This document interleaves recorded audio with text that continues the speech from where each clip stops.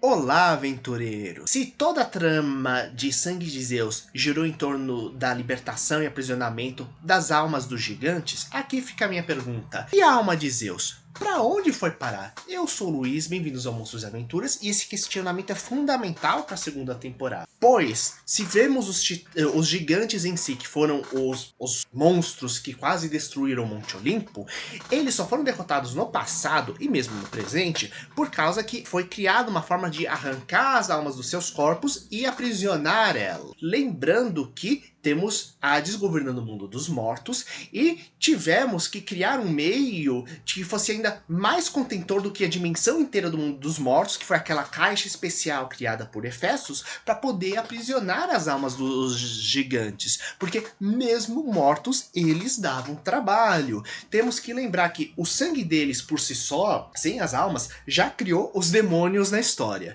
Número 2, aquele campo conhecido como Campo dos Mortos, que era aquele atalho que a Alex e os companheiros dela tiveram que pegar para conseguir chegar no esconderijo do Serafim, era todo impregnado pelo sangue dos gigantes, e por causa disso o local era extremamente amaldiçoado, né? Então, imagina só o caos que faria, mesmo se os corpos fossem completamente destruídos, justamente dos fantasmas destes gigantes causando caos.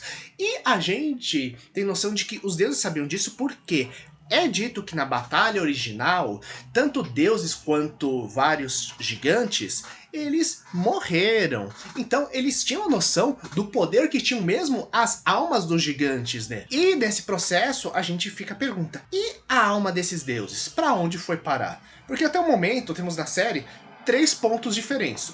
Temos o mundo dos mortos, no qual teoricamente vão todas as almas, que é governado pelo Hades. Temos o Monte Olimpo, onde vão os imortais, em outras palavras, você não morreu, você é imortal, você tá lá. Você tem a própria Terra em si. Então, né, e as almas desses deuses, para onde foram parar? Isso gera 3 possibilidades distintas muito interessantes. Que, em primeiro lugar, se essas almas estão todas no Hades, o que inclui a própria alma dos Zeus, gente, o Hades é o vilão principal que foi mostrado no final dessa história. Então, gente, quais os planos que ele teria com todas aquelas almas daqueles deuses nas mãos dele? O que será que ele estaria tramando? Será que teremos uma mega saga envolvendo todo mundo dos mortos, inclusive talvez o resgate das almas desses deuses? Será que temos os espíritos de deuses antigos que morreram em batalha que estão aliados do Hades nesse processo? Será que a gente teria uma saga de redenção do Serafim, com ele tendo que pegar e atravessar o inferno para libertar Zeus da prisão do Hades, por exemplo? Essas são algumas possibilidades.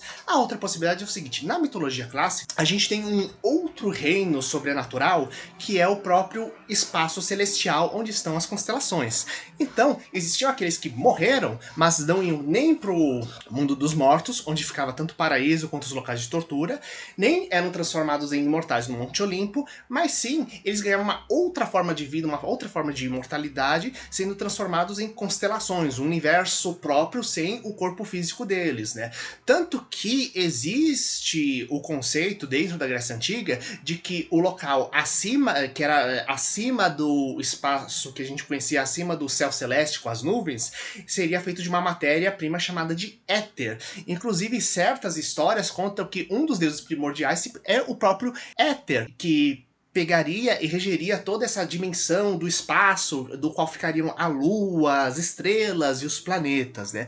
Então, isso, se os deuses vão para essa dimensão quando morrem, isso entre outras criaturas, entre outros seres, ou mesmo heróis, a gente pode pensar que isso torna-se também um espaço próprio de aventuras, de grandes sagas que podem pegar e ser trabalhadas, seja na próxima temporada ou seja em próximas temporadas. Já imaginou o Heron indo atrás dos deuses antigos para conseguir pegar, passando uma série de testes para aprender a lidar com o poder dos raios dele? Afinal, ele é o único dos deuses que tem o poder dos raios de Zeus, e ele vai ter que aprender a controlar isso. Eu escuto muito essa coisa de que o Heron vai ser o novo senhor do Monte Olimpo. Ele vai ter que aprender primeiro a governar e usar os poderes dele para isso, né? Então, com certeza a gente vai ter uma série de tramóias de quem vai ser o herdeiro do Monte Olimpo, mas o Heron ainda tem muito treinamento mesmo, né? Além da relação dos humanos que tem lá dentro, né?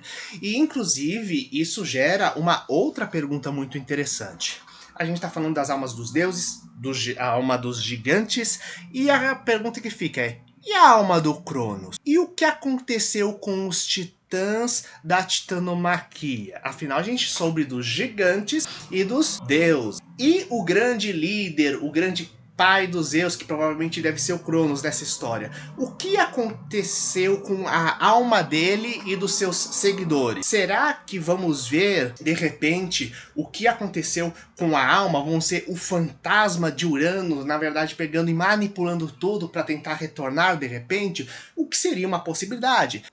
Podemos ter a alma de Cronos tentando retornar, lembrando que o Hades ele é filho do Cronos, né? Então pode ser que, alguma forma, o Cronos tenha a alma do Cronos tenha manipulado o Hades para ficar do lado dele, inclusive porque teoricamente é um pai e um filho que tem uma relação bem perturbada, diga-se de passagem, assim como acontece com todos os deuses do Olimpo. Então, nesse aspecto, eu acredito que uma das chaves principais é onde está a alma de Zeus e como isso vai ser tratado. Tanto que, como eu comentei, o núcleo do primeiro seriado foi justamente as almas dos gigantes e tanto de impedir sua libertação quanto de aprisioná-las novamente. E agora, sendo que o próprio nome é Sangue de Zeus, como será que vai ser trabalhado essa questão das almas dos deuses do Olimpo, que pode até não ser a questão principal, mas precisa ser trabalhado para realmente pegar e tampar essa lacuna que existe dentro da série, que pode ter sido uma lacuna proposital justamente para poder pegar e gerar uma continuação. E vocês, quais as suas opiniões? Deixem seus comentários, compartilhem com seus amigos, dê o like se gostaram, inscrevam-se no canal